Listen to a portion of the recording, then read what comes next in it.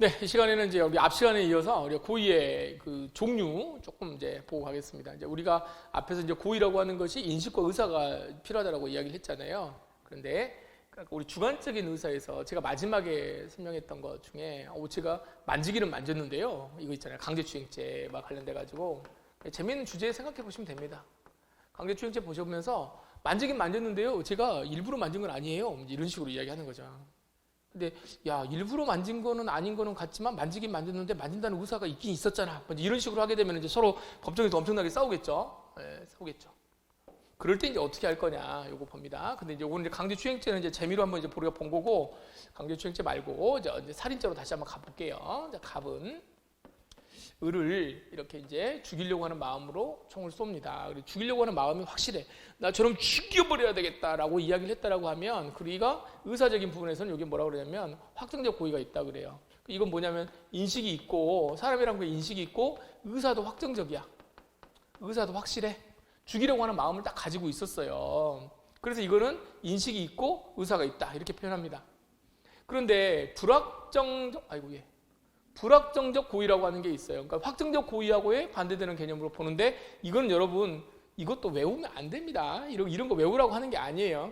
확정적 고의라고 있는데 여기하고 대비되는 개념으로 대비된다라기보다도 비교되는 개념으로 이런 게 있다. 자, 일단은 고의가 되려면 무조건 뭐는 있어야 되냐면 인식은 무조건 있어야 돼요.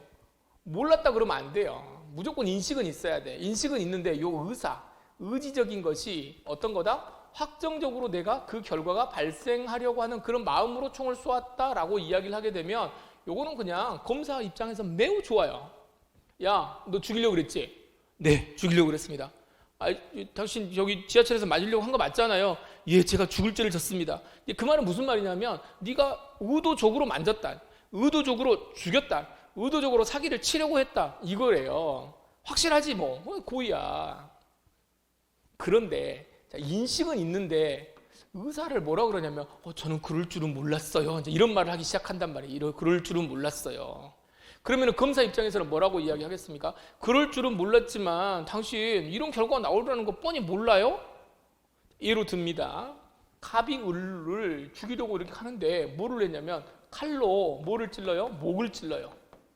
칼로 목을 찔렀어. 그리고 얘가 사망을 했어. 근데 이 피고인 하는 말 봐요. 뭐라 그러냐면 목을 찔러놓고 뭐라 그러냐면 이 친구 뭐라 그러냐면 저는 죽을 줄은 몰랐어요. 죽을 줄은 몰랐어요. 이렇게 말해. 와, 미쳐버리겠다. 아니 목을 이렇게 찌르는데 죽을 줄은 몰랐어요? 자, 피의자 신문할 때 뭐라고 말하겠습니까? 당신은 죽일 의도로 칼로 찔렀나요? 아니요. 이렇게 말해. 아니요. 저는 죽을 줄은 몰랐어요. 자, 피의자 신문조서 이렇게 적어요. 문답. 그러면 이제 수사관이 뭐라고 해냐면 아니 보통 당신은 누가 봐도 이렇게 보이잖아요. 칼로 목을 찔렀는데 이때 이제 뭐라고 이야기를 해야 되냐면 검사가 말하는 겁니다. 검사 또는 사경이, 일단은 뭐 검사가 요즘에 수사 안 하니까 사경이 고의를 입증하는 게 우리 목표이기 때문에 뭘 입증을 해야 되는 거냐면 이렇게 물어봐야지. 아니 사람을 죽이면 대체로 목을 칼로 찌르면 사람이 죽는다는 사실을 알고 있지 않나요? 이렇게 물어볼 수. 그럼 여기 뭐라 그래? 예, 뭐 그렇겠죠? Yes. 알고 있지 않나요? Yes. 자, 이렇게 물어봐야죠. 당신은 지금 현재 본 사건에서 을을 죽일 의도로 칼로 찔렀습니까? 아니요. 이게 뭐야? 고의를 부정하고 있죠. 그런데 우리의 목적은 뭐라고요? 입증해야 돼. 그럼 뭐라고 입증해? 아니, 보세요. 목을 칼로 찌르면 죽을 줄 알고 있지 않나요? 보통 사람들은 그렇지 않나요? 예스. 자, 그러면 목을 칼로 찔렀을 때 죽는다라고 하는 사실에 대해서는 뭐하고 있어? 인식하고 있잖아요. 죽을 줄은 몰랐나요? 이렇게 말하면 뭐라 그래? 여러 가지 이제 말들 중에 이제 어떤 게 있냐면, 자, 죽을 줄은 제가 알고는 있었지만, 자, 인식은 했지만, 진짜로 죽을 거라고 생각 안 했습니다라고 말할 수도 있고, 두 번째는 뭐라 그러냐면 운이 없어도 죽더라도 어쩔 수 없다라고 생각했습니다. 이렇게 말해요. 어쩔 수 없다고 생각했습니다. 어쩔 수 없다고 생각했습니다라고 하는 말은 무슨 말이냐면 이걸 우리가 뭐라고 표현하냐면 자, 나중에 여러 가지 학설이 있는데 학설 이거 다 외울 필요 없습니다. 용인설이라고 하는 것만 공부하시면 되는데 용인한다. 받아들인다 그 말이에요. 받아들인다. 이것까지만 인식을 받아들인다라고 하는 마음만 가지고 하게 되면 확정적 고의는 아니지만 우리는 그걸 뭐라 그러냐면 미필적 고의라고 표현을 해요. 미필적 고의. 어떤 의미인지 아시겠죠? 자, 인식은 해서 죽을 수도 있을 거라고 내가 인식하고 그 결과를 어쩔 수 없지. 잘못해가지고 죽으면 그건 어쩔 수 없지. 라고 하는 마음이 있어. 그 마음을 가지고 했대요. 행위를 했대요. 그걸 우리가 뭐라 그런다? 확정적 고의는 아니잖아. 이게 확정적 고의는 아닌데 이걸 뭐라 그런다? 미필적 고의라고 한다. 다시 봅니다. 제가 예로 많이 듣는 게 이제 오랫동안 이제 강의하면서 제일 많이 듣는 게 요거였어요.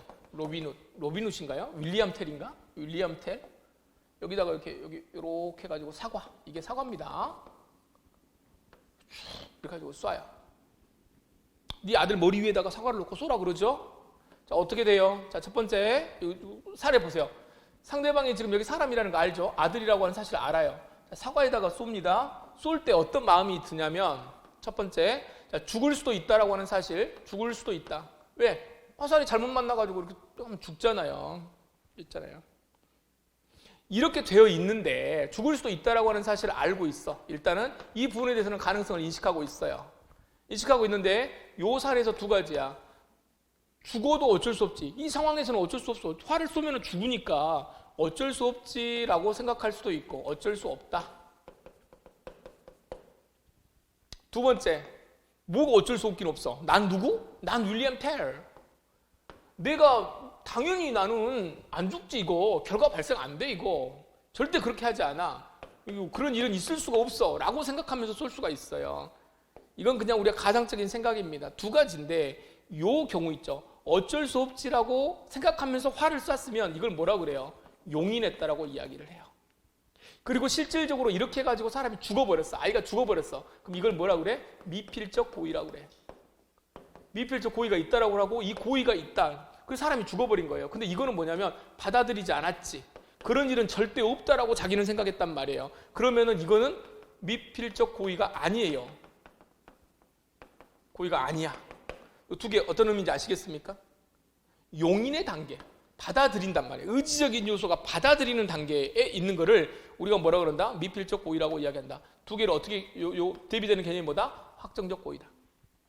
그러면 확정적으로 저는 죽여버려야 되겠다라고 칼로 쏘는 것, 이게 화를 쏘는 것과 죽어도 내가 지금 어쩔 수 쏘긴 쏘는데 안 죽을 건데 그럼 죽게 되면 어떡하지? 그래도 어쩔 수 없지 라고 말하는 것은 사실은 비난의 정도가 좀 약하죠. 다르죠? 그러니까 처벌을 달리해야 될 것처럼 보이잖아요. 근데 우리 판례는 뭐라 그러냐면 그러니까 결론은 뭐냐면은 미필적 고의가 딱 인정이 되잖아요. 미필적 고의는 이퀄 뭐다? 고의다 이렇게 생각하시면 됩니다. 다시 한번 말하지만 여러분들은 주관식 시험을 보는 게 아니기 때문에 미필적 고의의 의미에 대해서 굳이 이야기할 필요가 없어요. 그리고 실무에서도 미필적 고의를 인정을 해버리면 그냥 고의하고 똑같아요. 그러니까 고의범이야. 칼로 찌르면서 죽을 수도 있다라고 하는 사실을 인식하면서 어쩔 수 없이라고 찌르면 일부러 처음부터 너 죽어 이렇게 해가지고 찌른 사람하고 똑같습니다. 똑같아요. 그럼 뒤를 미필적 고의와 이 미필적 고의를 인정하는 그 견해가 뭐다? 용인이라고 하는 말. 용인설. 교재 복잡한 거 보면 이런 것들이 있어. 개연성설, 가능성설, 감설이 있는데 이런 쓰잘데기 없는 것들을 공부하지 마시라. 이거 막 연구하는 사람들이 이거 옛날 교과서에 있는 것들이에요. 독일 교과서 베껴가지고 온 거예요. 안 가르칩니다. 이런 거 이거 필요 없어요. 실무에서 이게 무슨 의미가 있겠어 이런 것들이. 감수설. 여러분 이게 감수설하고 용인설하고 차이점 공부하신 분들 혹시 이 강의 들으시면 용인설과 감수설에 대해서 설명해봐요. 교과서에 써져 있는 쓴 사람도 잘 몰라요. 미안하지만 이거 제가 처음에 아무튼 이거 힘듭니다. 그냥 이런 거 다 필요 없고 뭐만 생각하시면 된다? 용인설만 생각하시면 되겠습니다. 네, 용인설. 그러면 이제 제가 설명한 거 다 지워버리고 나면 이것만 딱 놓고 봐서 생각이 나셔야 됩니다. 자, 고의의 종류가 뭐가 있어? 확정적 고의가 있고 불확정적 고의가 있는데 불확정적 고의의 대표적인 케이스가 뭐예요? 미필적 고의예요. 미필적 고의. 근데 결과적으로는 우리 형법은 뭐다? 똑같다. 같아요. 뭐 똑같다, 안 탔다, 뭐 이런 말이 아니고 같다. 그러니까 공부할 필요가 없어. 이거는 그냥 미필적으로 아마 고의가 인정된다 그러면 그냥 있는 거예요. 그냥 고의가 인정이 돼. 고의가 인정이 된다는 말은 무슨 말이에요? 고의범이 된다는 말이야. 고의범이. 고의범 된다. 고의범으로 처벌한다. 그 말 하려고 하는 거예요. 고의범으로 처벌한다라고. 쓸데없이 이런 거 하지 말라는 거예요. 다시 한번 말씀드립니다. 자, 그다음에 미필적 고의와 인식 있는 과실이라고 하는 게 있잖아요. 과실. 자, 인식은 있어. 인식은 있는데 내가 용인하는 단계가 없단 말이야. 용인하는 단계가 없어. 그러니까 윌리엄 텔이 뭐라 그래? 난 윌리엄 텔. 나처럼 활 잘 쏘는 사람이 어딨어? 절대 일어나지 않을 것이야. 절대 내 활은 저 사람의 사과만 맞히는 거지 머리를 맞추지 않아. 죽지 않아. 라는 마음으로 그랬는데 뭐가 벌써 사망해버렸다. 이렇게 되면 이거는 내가 용인한다는 마음이 없잖아요. 용인이 없잖아. 용인이 없는데 잘못해가지고 사망에 이르러버렸잖아. 이걸 뭐라 그랬어? 인식은 있는데 용인하지 않았기 때문에 뭐는 아니에요? 미필적 고의는 아니에요. 미필적 고의는 아닌데 그럼 미필적 고의가 아니니까 모르겠어. 과실이야, 과실. 잘못해가지고 맞춘 거지. 그래서 이걸 뭐라 그랬어? 인식 있는 과실 이렇게 표현합니다. 인식 있는 과실. 그냥 외우는 게 아니요. 인식 있는 과실. 나중에 이제 우리가 과실범에 가게 되면 인식이 있는 과실도 있고 인식조차도 없는 과실이 있어요. 이것도 아무 의미가 없어. 인식 있는 과실이든 인식 없는 과실이든 뭐예요? 다 과실이야. 똑같아. 둘 다 과실이에요. 둘 다 과실. 이거 두 개는 똑같은 과실이기 때문에 구별의 실익이 없다 그래요. 자, 이런 표현, 멋진 표현으로. 자, 법을 공부하는 사람들이 이런 거 말 많이 해. 실익이 없다. 실제 이익이 없단 말이에요. 실제 이익이 없으면 다툴 필요가 없어. 그냥 학자들이 개념상 보는 거예요. 되셨죠? 자, 다시 또 없애고 가봅시다. 그러면 뭐하고 뭐를 구별하는 거예요? 미필적 고의하고 인식 있는 과실을 구별하는 거야. 왜 이걸 구별을 해야 될까? 미필적 고의는 뭘로 봐요? 고의범이야. 이거는 고의범. 여기는 뭐예요? 과실범이야. 고의범과 과실범은 하늘과 땅입니다. 엄청난 거예요. 제가 아까 뭐라고 그랬어요? 변호사들이 들어가가지고 계속 무슨 이야기를 해? 우리 의뢰인은 그런 의도로 한 게 아닙니다라고 계속 이야기하는 거는 그게 몇백만 원짜리잖아요. 법정에 가서 이야기를 대신 이야기 해주는 거. 그 이야기를 하려고 하는 거. 그게 얼마나 중요하겠어. 형량의 차이가 있기 때문에 그런 겁니다. 됐죠? 그리고 우리 판례에서 고의범이 인정이 되는 것과 그러면 이게 이제 우리가 판례에서 볼 때 아까 제가 뭐라고 그랬어요? 시험 문제 뭐가 나온다고? 살인죄의 고의가 인정되는 것은 베개로 막 눌렀어. 막 이렇게 숨 못 쉬게 베개로 막 눌러가지고 질식사를 했다. 그럼 그거는 고의가 인정되는 거냐 안 되는 거냐? 읽어보면 알지. 당연히 베개로 막 해가지고 숨 막히는데 막 살려줘 하는데 이렇게 하면 고의가 있지. 그 말은 무슨 말이에요?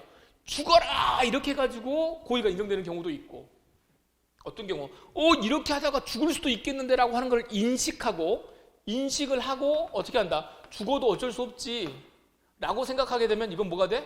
이건 미필적 고의고 처음부터 죽어라 이렇게 말하면서 죽일 의도로 했다 그러면 이거는 확정적 고의고 그러든지 저러든지 확정적 고의든지 미필적 고의든지 뭐가 된다? 우리 시험 문제는 다음 주 고의가 인정되는 것은 그러면 둘 다 똑같다 그 말이야. 둘 다 똑같다. 어떻게 문제 푸시는지 아시겠죠? 이 개념이 기본적으로 박혀 있어야 됩니다. 그래서 판례가 어떻게 되어 있는지 한번 볼게요. 자, 판례만 보고 이제 이거 한번 볼까요? 이게 이제 판례 원문입니다. 자, 판례 우리가 이제 앞으로 공부를 해야 될 판례 지문이에요. 보세요. 이 사람이 어떻게 되어 있는지 봐봐요. 피해자들의 머리나 가슴 등 치명적인 부위를 낫이나 칼로 찌르지는 않았습니다. 머리나 가슴을 찔렀으면 낫으로 찔렀으면 당연히 그 인정되겠죠. 그런데 그러지는 않았지만 이 사람들이 행동을 뭐를 했냐면 쇠파이프와 강목으로 피해자들의 머리와 목을 막을 때리고 와 이거 머리 아프네. 쇠파이프로 머리를 막 내려 찍었대. 그리고 낫으로 팔과 다리를 막 난자했대요. 이랬으면 이렇게 해놓고 뭘 주장을 했을까 이 사람들이? 이 변호사와 이 의뢰인들은 뭘 주장을 했을까? 저희들은 뭐를 안 했습니다. 직방으로 죽는 머리나 가슴, 가슴이 뭐예요? 심장. 이걸 안 찔렀습니다. 이걸 안 찔렀. 저희들이 처음부터 죽일 의도가 있었으면 머리나 가슴을 찔렀겠지요, 판사님. 그런데 이걸 찌른 건 아니고요. 그냥 쇠파이프로 이제 이렇게 때린 겁니다. 그래서 저희들은 뭐가 없습니다.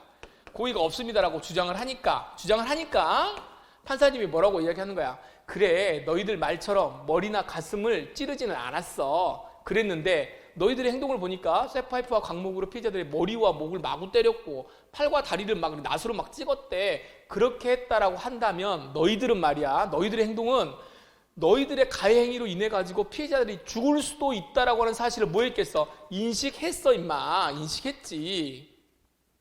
죽을 수도 있다라고 하는 사실을 알면서 계속 찌른 거 아니야. 그랬다면 뭐를 인정한다? 인식하지 못했다고 볼 수 없다. 이렇게만 나와 있는데 인식을 했다라고 한다면 이 말이 무슨 말이냐면 인식이 되어 있고 인식한 상태에서 계속 찔렀다면 다른 표현은 없지만 너희들에게 뭐가 있었다? 고의가 있었다. 그러니까 그를 의사로 때린 거 아니겠냐라고 하는 것을 표현한 거예요. 결국은 이게 무슨 말이야? 무슨 표현이야? 고의범이 인정이 된다. 고의범이 인정된다는 말은 무슨 말이겠어요? 이거 이렇게 됐다라고 한다면 살인죄이다. 뭐가 아니다. 과실치사 아니다. 뭐 상해치사 이런 거 아니다. 상해치사 이런 거 아니다. 나중에 상해치사 가서 좀 다시 한번 보겠습니다. 이런 문구는 뭐다? 사망할 수도 있다는 인식. 사실 이제 뭘 생각하는 거냐면 이제 우리 판례라고 하는 거는요. 판결문은 이거 이제 상식으로 좀 알아두세요. 그냥 판결문에 나와 있는 거는 판결문에 반드시 적어야 되는 내용이 있는데 적어야 되는 거는 뭘 적냐면은 변호인 쪽에서 변호인 이제 피고인입니다. 피고인이 주장한 내용. 이 주장을 뭘 주장하냐면 특히나 범죄의 성립을 조각하는 거. 범죄가 이러니까 범죄가 안 됩니다라고 주장하는 거에 대해서는 판단을 반드시 해줘야 돼요. 요거 판단을 해줘야 되는 겁니다. 판결문에 반드시 써야 되는 거예요. 그러니까 이 사람들이 뭘 주장을 했을까? 저희들은 죽을 수도 있다라고 하는 사실을 몰랐습니다라고 주장을 한 거예요. 거기에 대해서 판결문이 뭐라고 나온 거야? 헛소리 하지 말아라 임마. 그렇게 했으면은 뭐였다? 사람 죽일 의도를 너희들이 알았다. 고의가 인정된다. 이런 표현입니다. 고의가 인정된 사례. 중간간. 중간간이 뭐냐면 여러분 강간이라고 하는 거는 알다시피 알고 있죠. 우리 앞에서 한번 봤죠. 제가 이제 앞에서 다 이렇게 생각해가지고 지문 넣어놨습니다. 폭행과 협박으로 뭐 한다 그랬어요? 누구를? 사람을 뭐 하면? 강간하면 이렇게 돼요. 강간을 뭘로 합니까? 폭행과 협박으로 하는 거예요. 그런데 준강간이라는 게 있어. 자, 준강간이라고 하는 건 처음에 우리 준자가 처음 나오는 건데 준강간 뭘 생각하시면 되냐면 여러분 우승 준우승 있잖아요. 우승 준우승 생각해봐. 이게 무슨 의미예요? 우승을 했는데 준우승은 뭐야? 우승이 아니야. 준우승은 우승이 아니에요. 그런데 우승하고 거의 비까비까하다 그 말이야. 비슷하다. 이게 준우승이잖아요. 됐죠? 자, 그러면 강간은 뭐야? 폭행과 협박으로 사람을 강간하는 게 강간이에요. 그런데 폭행과 협박을 뭔가 좀 달라. 뭔가 다른 건데 이거는 강간하고 거의 비슷하다 그 말이에요. 이게 중강간입니다. 중강간이에요. 자, 그럼 이게 뭐라 그러냐? 좀 보면 돼요. 사람이 심신상실 또는 한거불능의 상태를 뭐하여? 이용하여. 이거 굳이 이야기하자면 봐봐요. 정상적인 사람을 강간하려면 어떻게 해야 돼? 제정신인 사람이어야 돼. 그 사람을 뭐 해야 돼요? 폭행이나 협박을 해가지고 한거불능하게 만들어요. 그렇지? 한거불능하게 만들어가지고 뭐 하는 거야? 강간을 하는 거야. 근데 여기는 어떻게 돼 있냐면 이미 내가 폭행 협박을 할 필요가 없어. 심신상실 상태에 이루어져 있어요. 한거불능의 상태가 있어. 대체로 이제 많이 하는 케이스가 뭐냐면 술 먹고 쫙 뻗어버린 사람. 그러니까 굳이 내가 폭행과 협박을 할 필요가 없어요. 그냥 심신상실 한거불능의 상태를 뭐해? 이용해 그냥. 이미 뻗어가지고 있으니까 가가지고 내가 덮치기만 하면 되는 거야. 그렇게 간음이라든가 추행을 하게 되면 똑같이 처벌하겠다는 겁니다. 물론 여기 준강제추행, 준유사강간 이렇게 돼 있는데 이거는 강간죄 가사하고 강간만 생각해 보시면 이걸 준강간이라고 이야기를 해요. 준강간. 준강간 됐죠? 일단 개념 하나 보셨죠? 그러니까 여러분 뭐 쉽게 생각하면 술 먹은 여자나 남자를 이제 이렇게 겁탈했다 그렇게 생각하시면 됩니다. 그러면 준강간이 되려면 어떻게 해야 될까요? 자, 생각해봐. 준강간죄가 되려면 어떻게 해야 돼요? 준강간이 되려면 기본적으로 뭐가 있어야 돼? 고의가 있어야 되겠지. 고의가 되려면 어떻게 해야 돼요? 상대방이 자, 인식과 의사가 있어야 될 거 아니에요. 그럼 상대방이 인식이라고 하는 게 뭐겠어? 상대방이 어떤 상태? 심신상실 또는 한거불능의 상태가 있다라고 하는 사실을 뭐 해야 돼요? 인식해야 돼요. 아, 이 사람이 완전히 맛이 갔구나, 쫙 뻗어 있구나, 그래서 내가 이 사람을 덮치기만 하면 되겠구나 라고 하는 사실에 대해서 뭐 해야 돼? 인식해야 돼. 요 인식이 있어야 된다는 거야. 그리고 그 사람을 내가 뭐 한다라고 하는 거, 내가 이제 성관계를 갖는다 라고 하는 것에 대한 의사가 있어야 되는 것이다. 요게 있어야 될 거 아닙니까? 자, 이 의사에 대해서 우리 판례가 뭐라고 표현했는지를 봐봐요. 제가 지금 말로 지금 설명했던 거를 판례가 어떤 표현을 썼는지를 보세요. 중간간의 고의가 뭐냐? 실제 이거 유명한 사례예요. 이게 술 먹고 이렇게 쫙 뻗어가지고 있는데, 뻗어가지고 자기가 이제 덮쳤는데, 알고 보니까 또 뭐야, 이게 착오의 문제도 같이 연결되는 그런 이제 유명한 사례가 있습니다. 그건 이제 우리가 본강에 들어가서 하도록 하고, 자, 중간간의 고의 봅니다. 중간간의 고의는 피해자가 상대방이죠. 이 피해자니까 뭐야, 이거 객체지.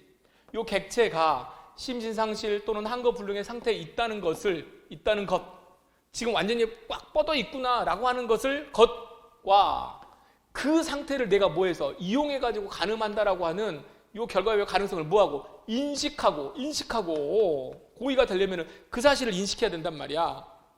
인식하고 그러한 위험을 뭐한다? 용인한다. 내가 받아들여서 한다라고 하는 마음의 의사를 말한다. 이 말 무슨 말인지 알겠습니까? 이거 또 외우고 있으면 또 얻어맞습니다. 한 대 때려야 돼. 또 외울 게 아니야. 읽어보고 이해가 되시면 돼요. 공부를 아무튼 옛날에 공부하던 사람들, 사법시험 2차 공부하면서 뭐 아무튼 그것도 대학에서 공부하면서 이거를, 왜냐면 예전에 대학에서는 이걸 다 외워가지고 써야 돼요. 답안지를 써야 돼. 근데 우리는 그런 게 아니라 그랬어요. 보고 이해하시면 돼요. 단 꼼꼼하게 읽어. 외울 필요는 없고 뭐하고 인식하고 용인한다. 이 용인 나오죠. 용인. 요게 용인설이야. 그러니까 최소한 뭔 아니어야 돼. 그러니까 확정적일 필요는 없단 말이야. 이걸 받아들이는, 그러한 위험을 받아들이는 고의가 뭐예요? 내심의 의사지. 마음속에 있는 것이니까, 주관적 요소니까 이런 멋진 표현을 쓰는 겁니다. 자, 다시 보세요. 중간간의 고의는 피해자가, 객체가 심신상실 또는 한거불능, 그러니까 이게 중요한 거야. 이게 구속요건이 중요한 거예요. 법조문을 보라는 게 이런 것들이에요. 이런 것들의 상태에 있다는 것과 가늠한다는 구속요건적 결과 발생에 대한 뭐를 용인하는 내심의 의사를 말합니다 라고 판결문이 쭉 이렇게 적어져 있어요. 그래서 중간간이라고 하는 건, 중간간 같이 겸사겸사 이렇게 해가지고 우리가 공부를 한번 했습니다.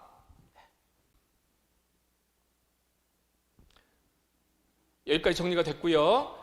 고의라고 하는 거는 제가 이번 시간에 이제 2시간에 걸쳐가지고 2시간은 아닙니다만 2번에 걸쳐가지고 말씀을 드렸습니다. 그래서 요 정도 고의를 정도 이해하시면 돼요. 그렇게 하고 이제 본 그 각 개별 범죄를 들어가셔가지고 이건 고의가 인정된 것, 부정된 것 이렇게 나눠보시면 됩니다. 물론 이제 이 고의와 관련돼가지고는 이제 요 이후에는 이제 무슨 얘기가 나오냐면 착오의 문제가 나와요. 착오의 문제.